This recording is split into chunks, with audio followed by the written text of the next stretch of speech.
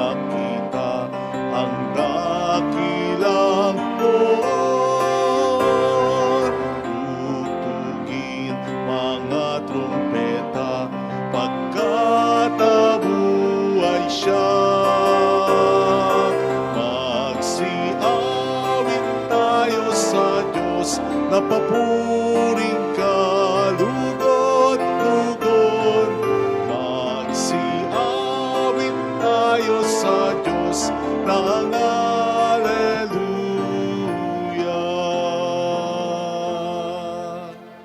Sa ngalan ng Ama at ng Anak at ng Espiritu Santo. Amen. Sumayin niyo ang Panginoon. At sumaiyo rin. Upang tayo maging marapat sa misang ito, halina't magsisimula para sa ating mga kasalanan. Tayo pong lahat, inaamin ko Sa makapangyarihang Diyos at sa iyong mga kapatid, na lubha ako nagkasala sa isip, sa salita at sa gawa at sa aking pagkukulang.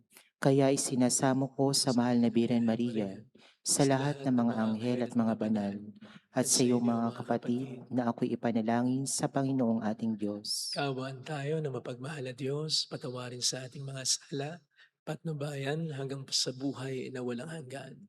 Amen. Panginoon, kaawaan mo kami. Panginoon, kaawaan mo kami. Kristo, kaawaan mo kami. Kristo, kaawaan mo kami. Panginoon, kaawaan mo kami. Panginoon, kaawaan mo kami.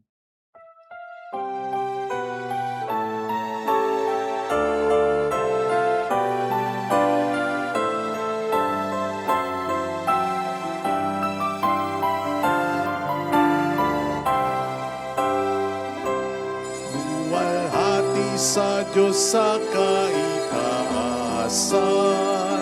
kaloob sa lupa ay kapayapaan. Pinupuri ka, ipinagdarangal, sinasamba ka dahil sa dakila mong kalwalhatian. Panginoon namin Diyos sa ng langit, amang makapangyarihan, Panginoong Jesucristo, buktong na anak ng Diyos, Kordero ng Ama. Ikaw na nag-aalis ng mga kasalanan ng sanlibutan. Tanggapin mo ang aming kahilingan, ikaw na nalulublog sa kanan ng Ama. Maawa ka sa amin, ikaw lamang ang banal, Panginoong Jesucristo, kasama ng Espiritu, salwalhati ng Ama. Amen, amen, amen, amen.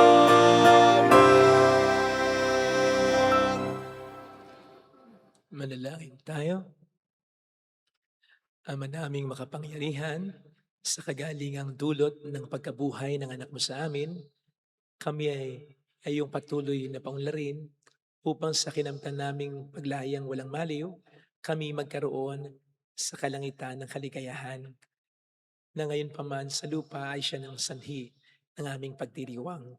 Sa pamamagitan ni Kristo, kasama ng Espiritu Santo, magpasa walang hanggan. Amen.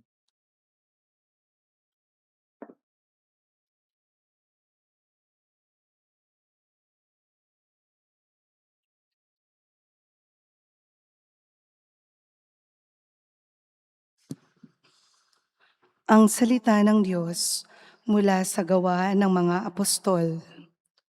Noong araw ng Pentecostes, sinabi ni Pedro sa mga Hudyo, "Dapat malaman ng buong Israel na itong si Jesus na ipinako ninyo sa krus. Siya ang ginawa ng Diyos na Panginoon at Kristo." Nabagabag ang kanilang kalooban nang marinig ito. At tinanong nila si Pedro at ang mga apostol, "Mga kapatid, ano ang gagawin namin?" Sumagot si Pedro, "Pagsisihan ninyo taligtan ang mga kasalanan at magpabinyag kayo sa pangalan ni Hesukristo upang kayo'y patawarin at ipagkakaloob sa inyo ang Espiritu Santo. Sapagkat ang pangakong para sa inyo at sa inyong mga anak at sa lahat ng nasa malayo, sa bawat tatawagin ng Panginoong Diyos. Marami pa siyang inilahad upang patunayan ang kanyang sinabi at nanawagan siya sa kanila. Lumayo kayo sa masamang lahing ito upang kayo'y maligtas. Kaya't ang mga naniwala sa kanyang sinabi ay nagpabinyag at nagdagdag sa kanila ng may 3,000 tao ng araw na iyon. Ang salita ng Diyos. Salamat sa Diyos. Awat pag-ibig ng Diyos sa sangkalupa ay lubos. Awat pag-ibig ng Diyos sa sangkalupa ay lubos. Panginooy tapat sa kanyang salita at maaasahan ang kanyang ginawa. Minamahal niya ang gawang matapat, ang pag-ibig niya'y sa mundo'y laganap. Awat pag-ibig ng Diyos sa sangkalupa ay lubos. Ang may takot sa Diyos at nagtitiwala sa kanyang pag-ibig ay kinakalinga. Hindi babayaang sila'y mamatay, kahit magtagutom sila'y binubuhay. Awat pag-ibig ng Diyos sa sangkalupa ay lubos. Ang ating pag-asa'y nasa Panginoon. Siya ang sanggalang natin at katulong. Ipagkaloob mo na aming makamit, O Poon, ang iyong wagas na pag-ibig, yamang ang pag-asa'y sa'yo'y nasasali. Awat pag-ibig ng Diyos sa sangkalupa ay lubos.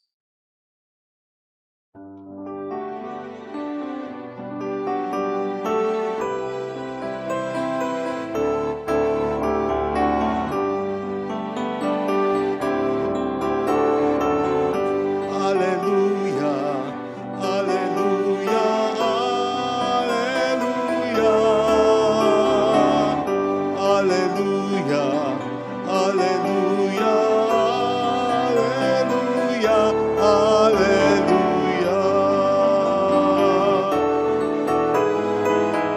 Hallelujah, hallelujah, hallelujah.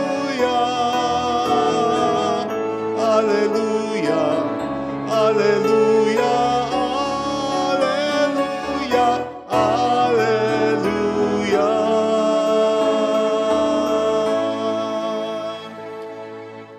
Sumainyo ang Panginoon, At sumaiyo rin. ang mabuting balita ng Panginoon ayon kay San Juan.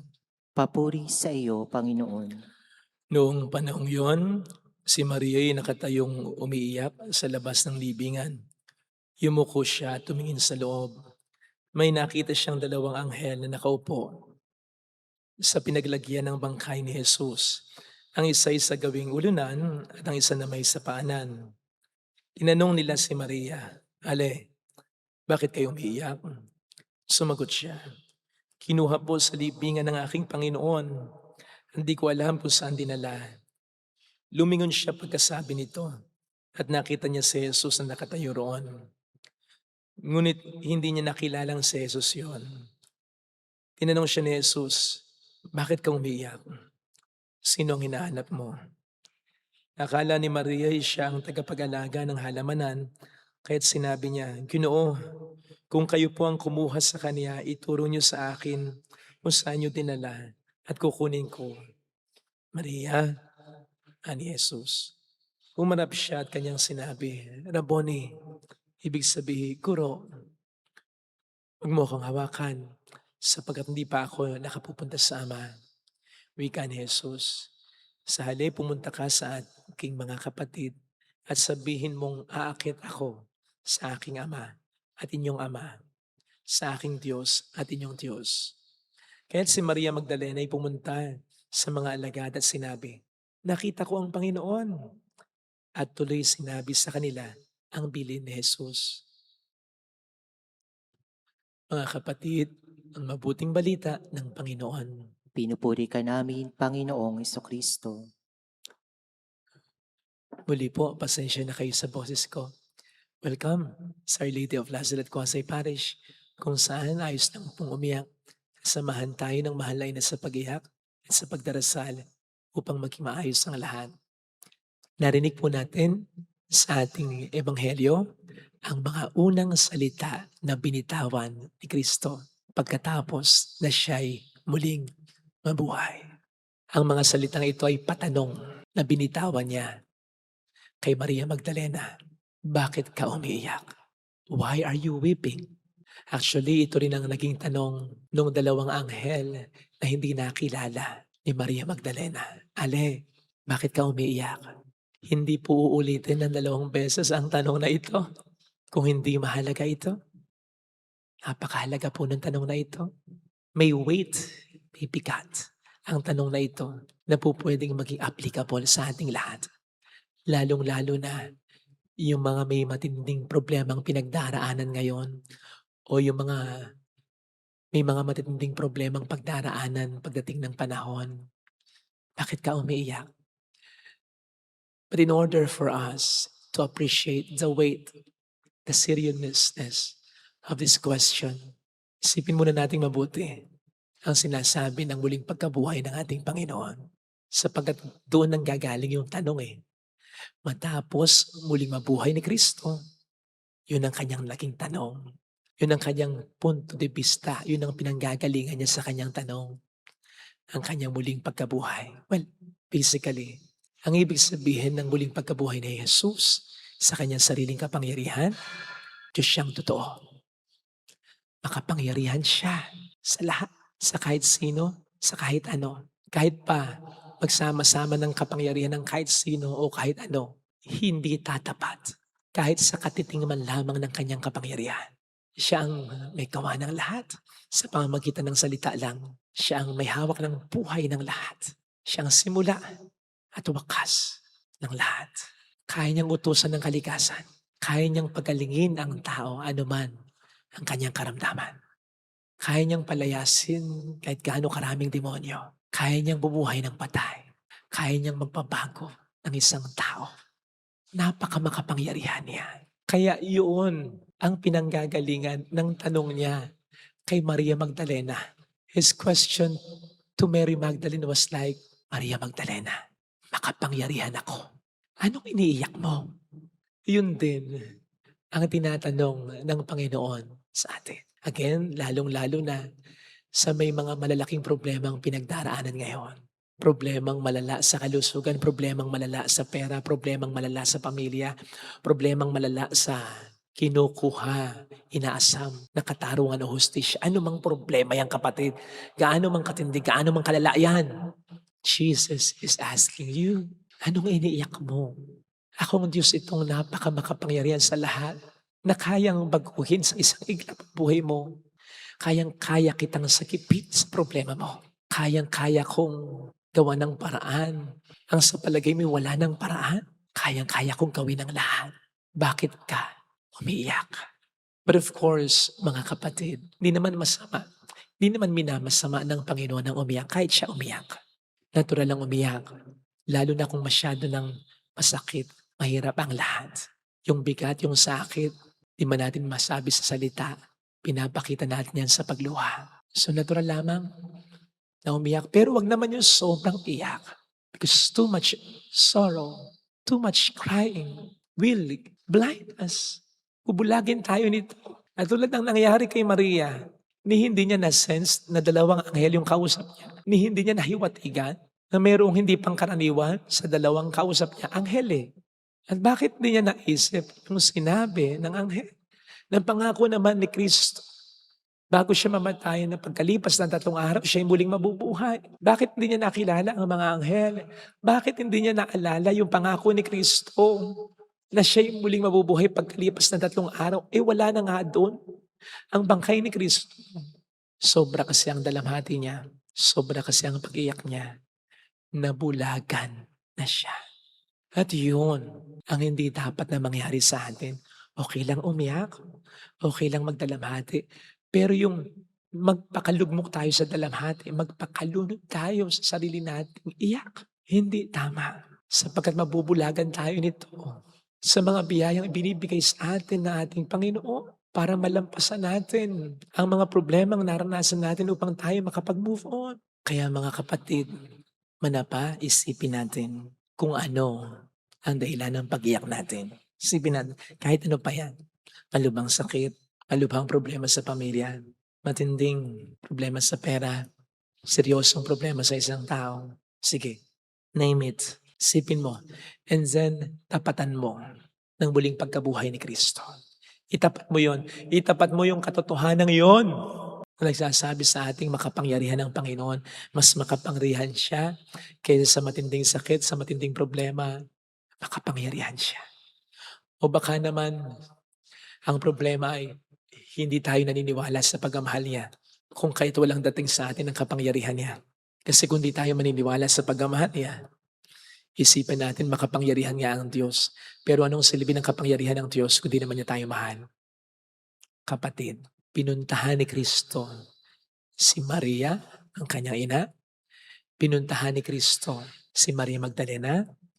Pinuntahan ni Kristo kahit ang mga alagad niyang may atraso sa kanya. Bago siya umakyat ng langit. Kasi alam niyang nalulungkot sila. Alam niyang sobrang nagdadalamhati sila. Alam niyang sobrang down sila. So makikita natin dito ang pagmamahal ni Kristo sa bawat isa sa atin. In general, bilang mga alagad na magkakasama. In particular, pinuntahan niya si Maria Magdalena. Kahit nag-iisa, pinuntahan niya. Bumalik siya para kay Tomas. Mahal niya tayong lahat. He loves all of us and He loves each and every one of us. He cares about us. He cares about the reason kung bakit tayo umiiyak. Kaya lang, ibukas din natin ang ating mga mata sa pinanggagalingan ng tanong niya. Makapangyarihan ako, mahal na mahal kita. Anong patuloy na iiiyak mo? Unless, hindi tayo maniniwala doon. Wag naman sana. Tulungan naman tayo sana ng Panginoon na paniwalaan ang katotohanan ngayon. Ang katotohanan ng kanyang kapangyarihan at ang kanyang pagmamahal na pinapakita ng kanyang muling pagkabuhay. Amen. Lagyan natin ang ating kanang kamay sa tapat ng ating puso.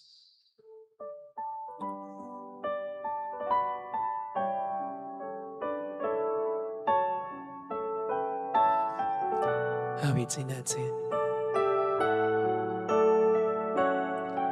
Alam kong may magagawa ang Diyos.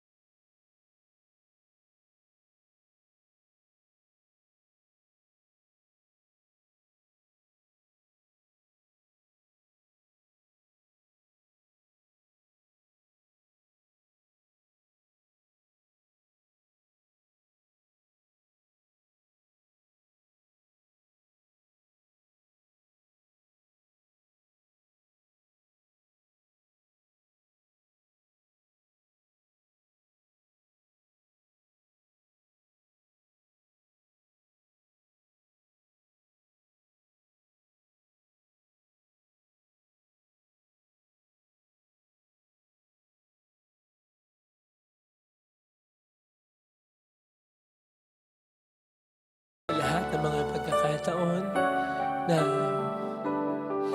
pagdududahan ko ang kapangyarihan mo, ang pagmamahal mo. Aaminin ko ito, lalo na kung natatakot akong sobra sa problema ko, kung iniiyakan ko ng matagal na ito. Hindi tama. Kasi gaano man katindi ang aking problema, mas matindi ang pagmamahal mo. Hindi mo ko makakalimutan. Hindi mo ko pababayaan. Tulungan mo ko, Panginoon, na ang katotohanan ito ay mas lalo ko pang paniwalaan. Hallelujah. Ihin ng Diyos. Hallelujah.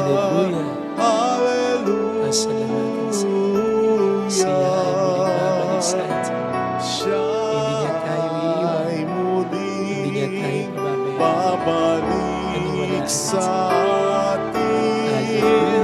Hallelujah. Purihin ang Diyos.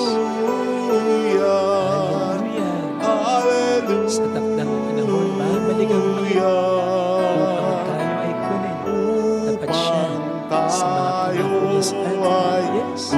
Lalo na yung pangako niya. I will be with you always until the end of time. Kaya, magandang mangyayari sa iyo. Hindi ka sasamahan ng Panginoon para panurin ka ang paghihirap mo. Tutulungan ka niya. Yun ang kalakip ng pangako niya. I am with you. Do not fear. Do not be afraid. Huwag kang patatalo sa takot. Huwag kang patatalo sa takot. Mas kairanan mo ang pananampalataya sa kapangyarihan at pagmamahal ng Diyos para sa iyo. Malalapit kay Jesus. Papuri sa Ama at sa Anak sa Espiritu Santo. Kapara na sa unang-una, ngayong magpakailanman at magpasawalang hanggan. Amen. Pag-aalay.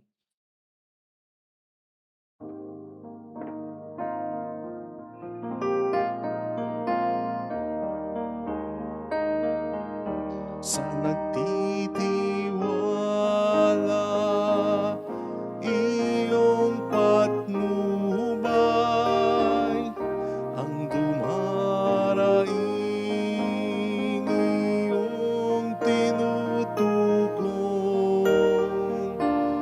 Sa'yo'y tiwala sa dilim ng buhay, sa iyong biyaya naging malaya. Sa palad mo inihandog ang buhay, sa palad mo habilin ang puso, Panginoon.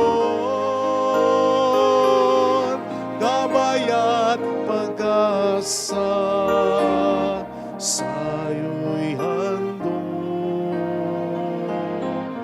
aming pag-ibig.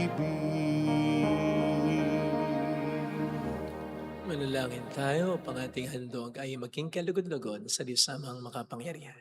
Tanggapin nawa ng Panginoon itong paghahain sa iyong mga kamay, sa kapuring at karangalan, sa ating kapakinabangan at sa buong sambayan banal. Ama naming lumikha, tanggapin mo at kalugdan ang mga alay ng iyong angkan upang sa tulong ng iyong paglingap at pagsubaybay, ang bigay mo sa aming puhunan ay hindi masayang, kundi tumubo pa ng mga kaloob mong walang katapusan. Sa pamamagitan ni Jesucristo, kasama ng Espiritu Santo, magpasa walang hanggan. Amen. Sumayin ang Panginoon At sumaiyo rin, taas sa Diyos ng inyong puso at diwa. itinasa namin sa Panginoon. Pasalamatan ng Panginoong ating Diyos. Marapat na siya'y pasalamatan. Ama naming makapangyarihan, tunay ang marapat na ikaw ay pasalamatan, lalo ngayong pinagdiriwang ang paghahain ng Mesiyas, ang maamong tupan at tumbo sa aming lahat. Ang iyong anak na minamahal ay naghahain ng sariling buhay.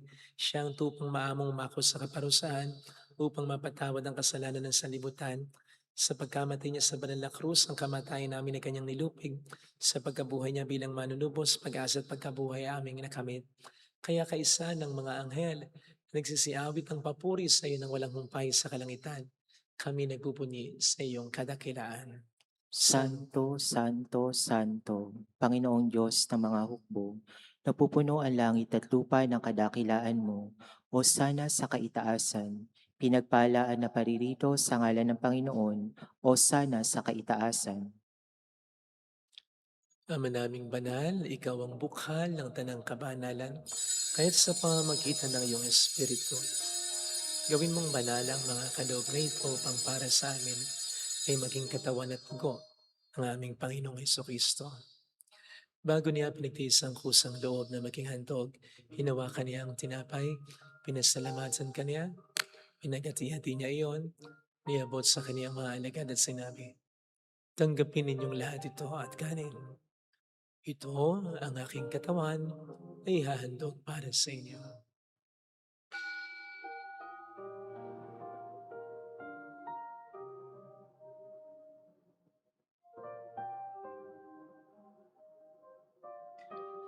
Hindi naman nang matapos ang hapunan, hinawakan niya ang kalis, muli kaniyang pinasalamatan. Inibot niya ang kalis sa kaniyang mga alagad at sinabi, "Tanggapin ninyong lahat ito at inumin. Ito ang kalis ng aking dugo ng bago't wala hanggang tipan. Ang aking dugo na ibubuhos para sa inyo at para sa lahat. Sa kapagpatawad ng mga kasalanan, gawin niyo ito sa pag-alala sa akin."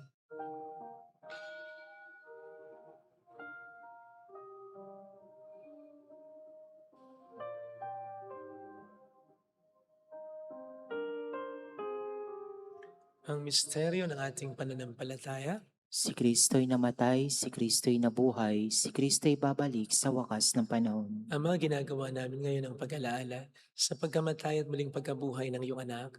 Kaya inialay namin sa iyo ang tinapay ng buhay at ang kalis ng kaligtasan. Kami nagpapasalamat dahil kami iyong minarapat at tumayo sa harap mo para maglingkod sa iyo. Sinasamo namin kami na magsasalo sa katawan at dugo ni Kristo ay mabuklod sa pagkakaisa sa pamamagitan ng Espiritu Santo. Ama, lingapin mo ang iyong simbang laganap sa buong daigdig. Puspusin mo kami sa pag-ibig. Kaysa ni Leo na aming Papa, ni Janis na aming Obispo, at ang Tanang Kaparian, alalahanin mo ang mga kapatid naming nahimlay na may pag-aasang sila'y muling mabubuhay, lalo ng aming mga ipagdarasal. Saglit nating ipagdasal ang ating mga kakilalang yumao. Kawan mo sila at patuloyin sa iyong kaliwanagan. Kawan mo at pagintapatin kaming lahat na makasalo sa iyong buhay na walang wakas. Kaysa ang mahal na Birhen ng Lasal at ang Ina ng Diyos, San Jose ang kabiyak ng kanyang puso lahat ng mga banal na namuhay dito sa daigdig ng kalugod-lugod sa iyo. May pagdiwang nawa namin na pagupuri sa ikararangal mo sa pamamagitan ng iyong anak, aming Panginoong Heso Kristo. Sa pamagitan ni Kristo, kasama niya at sa Kanya, ang lahat ng parangal papuri ay sa iyo, Diyos Amang makapangyarihan, kasama ng Espiritu Santo, magpasawalang hanggan. Amen,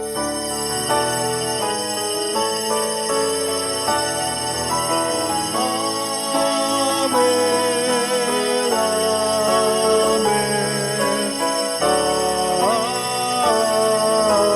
amen. Tumawag tayo sa Ama.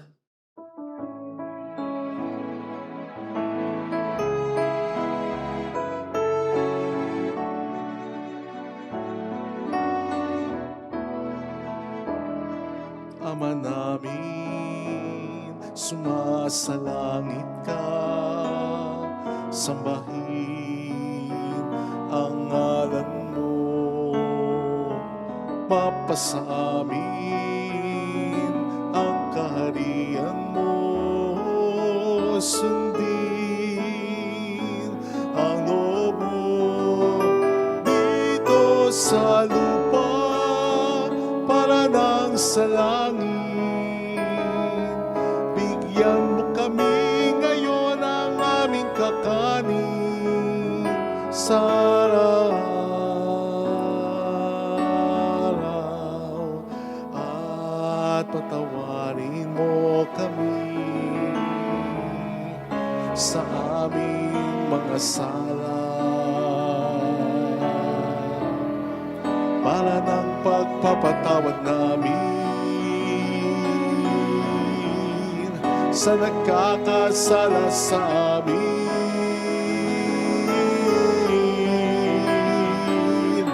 At huwag mo kaming ipahintulot sa tukso at iadya mo kami sa lahat ng masama.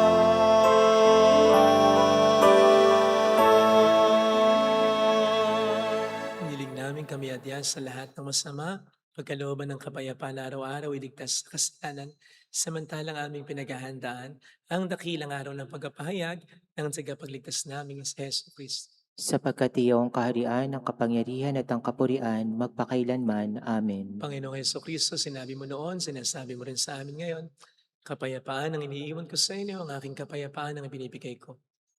Ngayon mong aming pananampalataya, wag ang aming pagkakasala. Pagkalooban mo kami ng kapayapaan at pagkakaisa ayon sa iyong kalooban. Kasamang Espiritu Santo magpa sa walang hanggan. Amen. Ang kapayapaan ng Panginoon ay sumainyo ng lahat. At sumaiyo rin. Magbigayan tayo ng kapayapaan sa isa't isa. Kordero ng Pero ng Diyos, Diyos na nag-aalis ng mga kasalanan ng sanlibutan, maawa ka sa amin. Kordero ng Diyos na nag-aalis ng mga kasalanan ng sanlibutan, maawa ka sa amin. Kordero ng Diyos na nag-aalis ng mga kasalanan ng sanlibutan, ipagkaloob mo sa amin ng kapayapaan.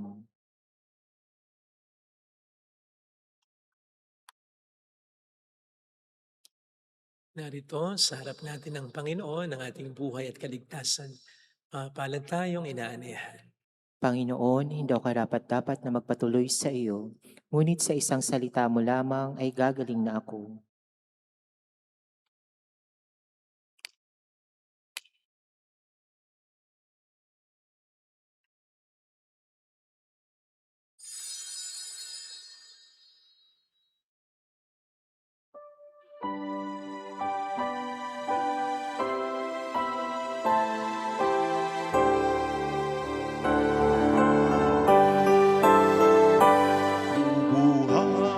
Buhayin kita at Panalangin para sa bubuhayin espiritual na kita. pakikinabang. Panginoong Hesus, ako ay naniniwala na ikaw ay nasa kabanal-banalang sakramento. Iniibig kita ng higit sa lahat at ninanasa kong tanggapin ka sa aking kaluluwa. Sapagkat sa mga sandaling ito, hindi kita matatanggap sa sakramento. Tumuloy ka sa espiritu sa aking puso. Niyayakap kita na para bang naririto ka na. Inaalay ko ng buong buo ang aking sarili sa iyo. Huwag mong hayaang mawalay ako sa iyo. Amen.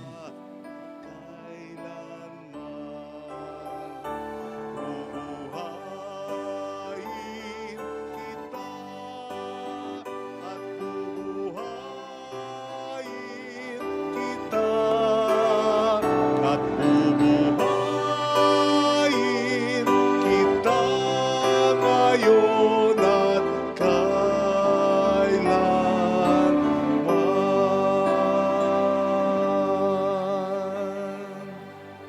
Manalangin tayo. Ama naming mapagmahal, pakinggan mo kami upang maging handa ang aming kalooban para pakinabangan ang ligayang walang katapusan na iyong inilaan sa mga iniloob mong mabinyagan sa pamamagitan ng Jesucristo kasama ng Espiritu Santo magpasa walang hanggan. Amen. Holy Gods, Holy Mighty One, Holy Immortal One. Have mercy on us and on the whole world. Holy Gods, Holy Mighty One, Holy Immortal One. Have mercy on us and on the whole world. Holy Gods, Holy Mighty One, Holy Immortal One. Have mercy on us and on the whole world. Jesus, King of Mercy, We trust in you. alalahanin. Alalahanin, o mahal na Birhen ng Lasalet, ina ng pag-asa, ikaw ang nagpapaalala sa amin magbalik loob sa Ama. Ito ang nagpapatunay na kagandahang loob mo'y nananatiling busilak sa pag-aaruga mo sa amin, tungkulin mo'y tinupad. Sa paanan ni Kristo'y tinuring mo kami mga tunay mong anak, kaya ninais mo ni Isay huwag mapahamak, maging sa iyong walang patiluhay pumatak, huwag nawang mawala na sa Isay ang iyong paghihirap. Hiling nawa namin sa iyo, o aming inang liyag, na matapos ang pakikibaka namin sa mundong ito, at sa pananatili namin tapat kay Kristo, sa kapuruan mo'y makibahagi kaming ganap, upang kung nasaan ka ngayon ay maparoon din kaming lahat, at ang kaganapan ng kaluwalhatian ng Diyos Amay, tuluyang matupad siya nawa. Palabiran ng lasal at tagapagkasundo ng mga makasalanan. Ipanalangin mo walang patid kami mga dumudulog sa iyo. Marami pong salamat sa inyong pagtangkilik, sa inyong pakikisa at sa mga tulong na binibigay po ninyo. Nagiging dahilan para marami din po tayo matulungan. Salamat po. Sumayin niyo ang Panginoon. At sumaiyo rin. Pagpalain kayo kasama ng ating pamilya na mapagmahal na Diyos, ng Ama at ng Anak, ng Espiritu Santo. Amen. Umayo tayo sa pag-ibig, kapangyarihan, kapayapaan ni Kristong muling nabuhay. Alleluia, Alleluia. Salamat sa Diyos. Aleluya, aleluya.